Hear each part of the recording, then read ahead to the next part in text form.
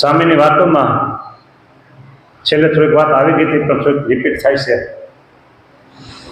એક જણે પૂછ્યું કે સૌ કરતા વાલું શું હોય છે? લ્યો હવે આપણે જોઈ પેલા નહોતા કંકુ ડોશીમાં મહારાજે કીધું, મહારાજ માગી લ્યો કે આ તમારે તો રાજી થઈ ગયું છે કે ડોશીમાં કેવો રાજી થઈ ગયું છે. મહારાજ આમ આગળ રૂમાલ રાખે ખડખડાટ હસી પડ્યા કે આમ ડોશીમાં શું બોલે છે કે મહારાજ તમે માગી લ્યો મારી પાસે, આજ હું તમારી તો રાજી થઈશું કે ડોશીમાં કે અને મારા ખડખડા હસી પડ્યા. સંતો આગળ આ થોડો દૂર હતા બધા બરાબર. પછી કે સારું કે તમે એમ કહો છો ને માગી લ્યો, એ મારી તમને જે વાલમ વાલું હોય ને એ આપો કે બસ ડોશીમાં ભાગ્યા ઘરે હો. સીધા જઈને પટારો ઉઘાર્યો અને સોનાનો દાબલો હતો ને એ કાઢ્યો. આ સોનાથી બીજું શું મને વાલું કે? હા, એ ડબરો હજી કાઢે છે ને ત્યાં તો હશે આમ કોઠિયા જેવી ગાય, શેર શું કે ટકે આમ 10 શેર દૂધ કાઢે છે એવી ગાય જોયો. હા, ગાય મને બહુ વાલી છે. દૂધ મળે, દહીં મળે, છાશ મળે, ઘી મળે, બધું ગાય આપે છે કે આ ગાય કેટલી મને વાલી. એ ગાયને છોડે છે ને ત્યાં દેવજી પ્રેમજી 2 છોકરા આવ્યા હો. હા, ઓહો આ છોકરા તો મને કેટલા વાલા કે એ અહીંયા આવો આવું મને કોઈ વાલો. જો મને આજ મહારાજ ઉપર હું રાજી થઈ ગઈ કે ડોશીમાં શું કે છે આજ મહારાજ ઉપર હું રાજી થઈ ગઈ ને એટલે મેં મહારાજને માગવાનું કીધું. મહારાજ કે તમને ભાલો આપો છોકરા, આ સોનાનો ડબરો, આ ગાય એ મને દેખાનો વાલા, પણ તમારા જેવું મને કોઈ વાલું નથી. બે તમે મારી ડાબી જમણી આંખ જેવા છો કેવો.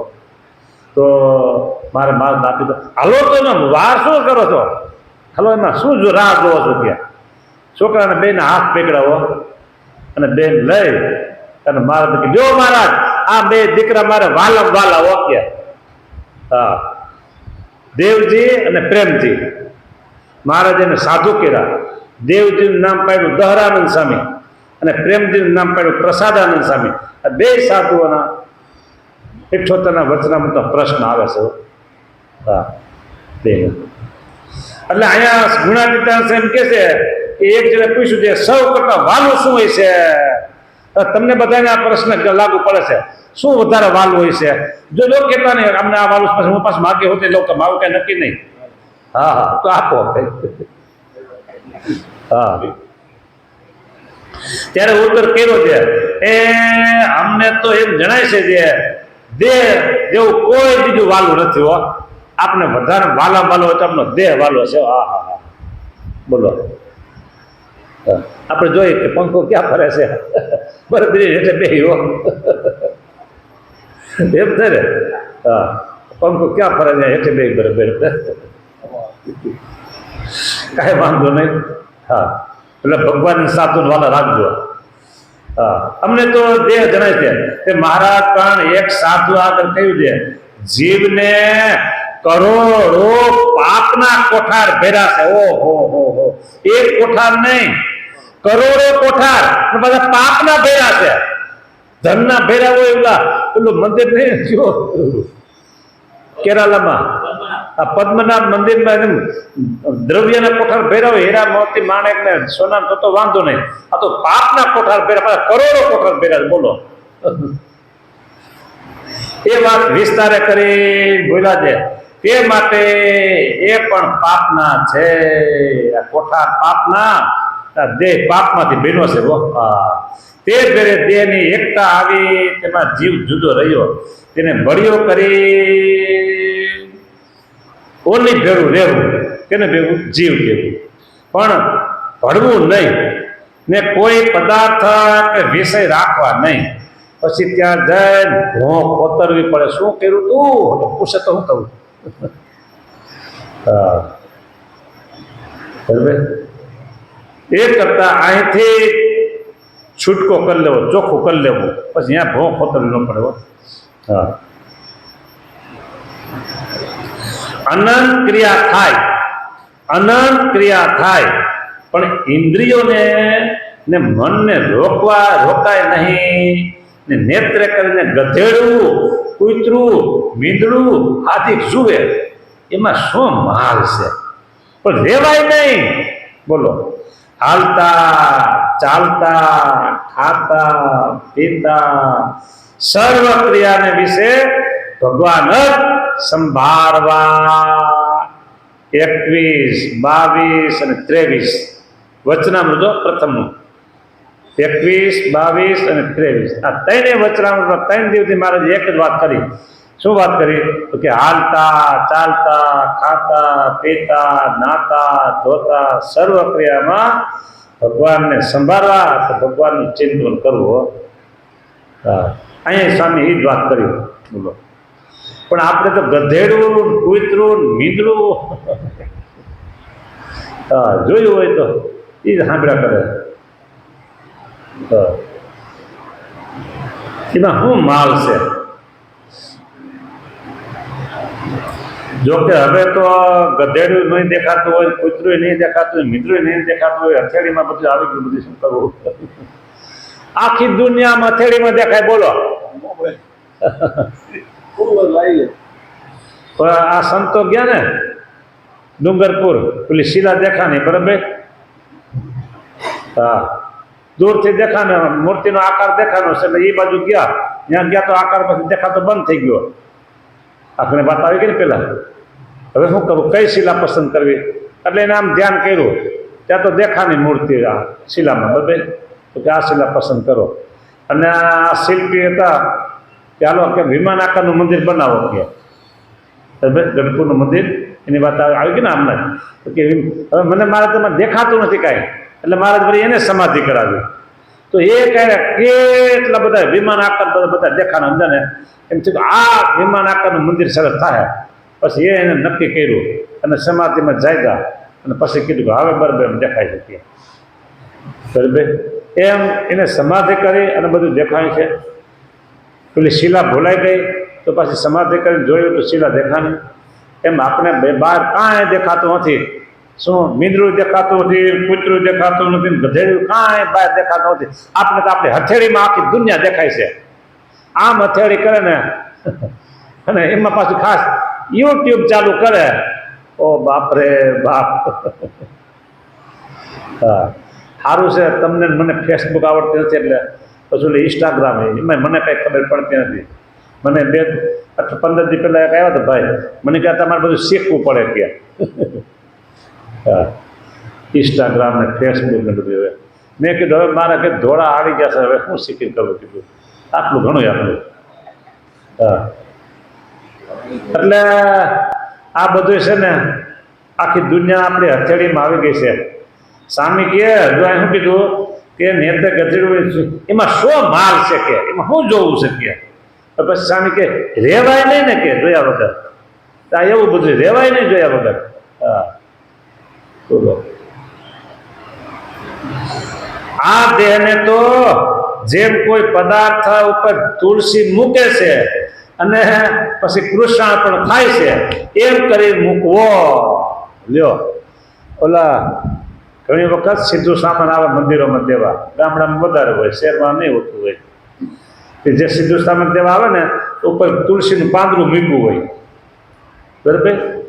એટલે કે હવે કૃષ્ણાર્પણ એમ આપણા માથા ઉપર એક તુલસીનું પાંદડું મૂકી દેવું અને ભગવાનને કહેવાનું આ હવે તમને અર્પણ, હવે અમારો આમાં ભાગ કાંઈ નહીં. એ સીધું તમે આપી દો મંદિરમાં, પછી એમ કહો કે આટલું આ થોડુંક મારું છે એમ અર્પણ કરી દીધા પછી કાંઈ તમારે રહેતું નથી. હો, હા, કે અડધો લોટ તમે રાખો ને અડધો મને દેજો, અડધી દાળ તમે રાખો ને અડધી દાળ પાછી દેજો પ્રસાદ કરી, પછી કાંઈ મગાય નહીં એમાંથી. હા, કંઈક બીજું કંઈક લેવો, પેંડાનું બોક્સ લઈને લેવો કે અડધો રાખો તમે, અડધો મને પાછું દો, એ પાછું પ્રસાદ કરી દેજો. પણ જે આ સીધું સામાન તુલસીના પત્રે અર્પણ કરો પછી એમાં પાછું કાંઈ લેવાય નહીં. એમ આ દેહ એની ઉપર તુલસી પત્ર મૂકી ભગવાનને અર્પણ કરી દેવો. હવે ભગવાન આ દેહ તમને અર્પણ કરે, પછી દેહને પોતાનું માનવું નહીં. હો, જો આવું છે બધું. તે વિના મોક્ષ થાય નહીં. બોલો તો આકરી વાત આવી ગઈ તો તે વિના મોક્ષ નહીં થાય કે ને શાંતિ પણ થાય નહીં. એટલે એક જણે કહ્યું હા શાંતિ થતી નથી હો. ત્યારે સ્વામી કહે ક્યાંથી થાય? શાંતિ તો આવા સાધુમાં છે, તેને સેવે ત્યારે આવે. બોલો શાંતિ તો આ શાંતિભાઈ બેઠા છે એને તો લ્યો ક્યાં લેવા જાવ કયો? તમે એના મિત્ર તમને આવતી હશે પાછી. અને કેટલાને ઘરે હોતે શાંતિ છે. હાલે એને ડબલ થયું તો ઘેરે શાંતિ બાજુ મિત્રે શાંતિ. લાલ ભાઈ રે કરે હું તો આમ સીધે સીધે બોલ્યો ત્યાં તમે બધું ખોલું કરી દીધું એનું. શાંતિ તો આવા સાધુમાં છે. તમારે કામ થઈ ગયું, તમારે કામ થઈ ગયું તમારું. હા કેજો કઈ સામે તમને યાદ કર્યા હતા ખરે? સામે તમને યાદ કર્યા ઘરે કેજો ઉકળાશ છે. હાલ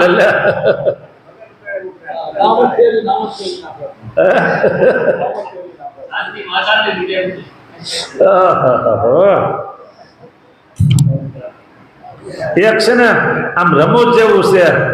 એક ભાઈ એના સસરાને ફોન કર્યો કે આ તમારી છોડી છે ને આવીને તેથી મારા ઘરમાં આમને ફરિયાદ ખૂબ કરી. એ કે હું કે 50 વર્ષથી તમારે સાસુને હાચવું છું, મેં કોઈ દી ફરિયાદ કરી કે મેં કોઈ દી ફરિયાદ કરી કે તમે હાચવો કે હવે મને ફોન કરતા ને પાછો આવો કે આ તો તમારા બધાનું છે આવું બધું. હા એટલે સ્વામી કે શાંતિ તો એ આવા સાધુમાં છે હો. હા જેને જોઈએ તે આવો તો શાંતિ લેવા, તેને સેવે ત્યારે શાંતિ આવે.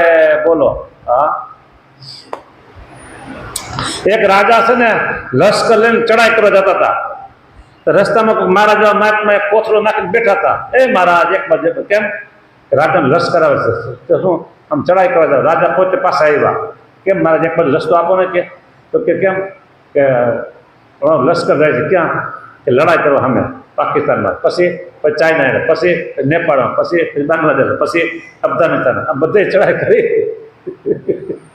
પછી એ નિરાયતે સુખ માણસું કે પછી નિરાયતે સુખ માણસું બધા રાજ્યનો સર કરીને એ કે તારે સુખ જ લેવું છે ને એક કોથળો લેતો હોય, એક કોથળો લેતો હોય, કોથળો મારી બાજુ બે જાય કે હું સુખ જ લઉં છું કે અહીંયા કે શું કીધું? હું કે સુખ જ લઉં છું. આટલા બધાને ચડાઈ કરશો એમાં મરી જાય તો પછી તો રહી જાય સુખ લીધા વગર કે.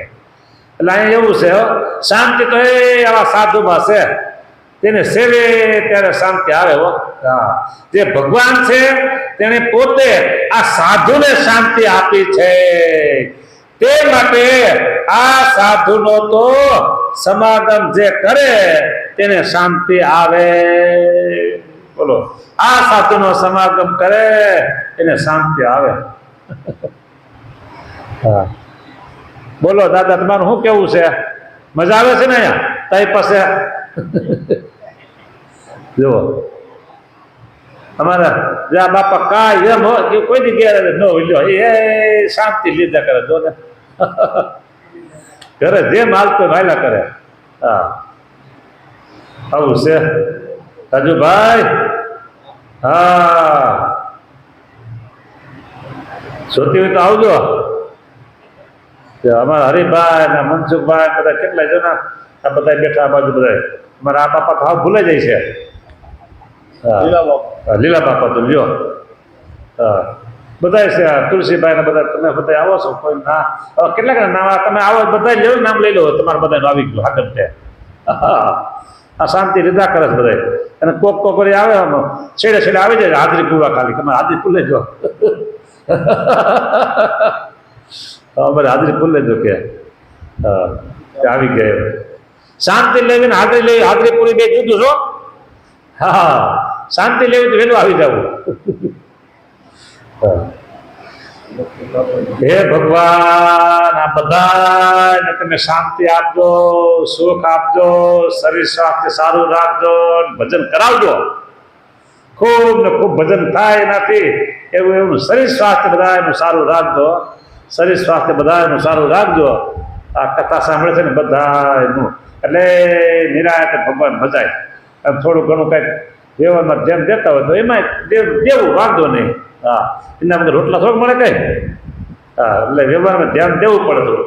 એમાં ધ્યાન ભલે દે, પણ તમે બધા રાજી થાજો, રાજી થાજો, રાજી થાજો, અને રૂડા રૂડા આશીર્વાદ દેજો બધાને.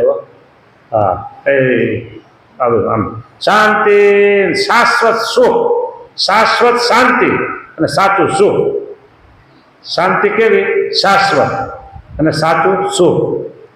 આ બધા જે ભગવાન ભજે છે ને મહારાજ, એને બધાને વધારે વધારે આપજો. કથા સાંભળે છે ને બધાને આપજો. જો આવી ભગવાનને પ્રાર્થના કરી અને આપણી કથાને હવે અહીં વિરામ આપી દઈએ. સ્વામિનારાયણ ભગવાન જય.